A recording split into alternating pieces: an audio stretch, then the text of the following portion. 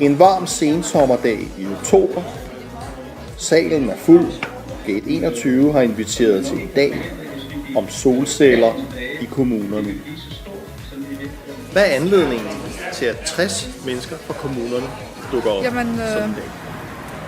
Vidensdeling, altså det så. Så også for at blive inspireret og sige, er der nogle gode løsninger?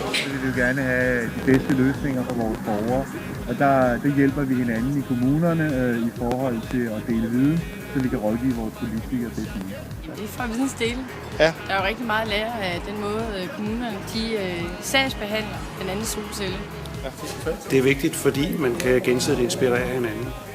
Det er jo typisk sådan, at man i den kommune sidder alene med de her projekter, og man kan føle sig temmelig ensom, og man har meget brug for at komme ud og netværke, få noget ny inspiration. Ja. Så. Se mere om andre arrangementer på GD21's hjemmeside.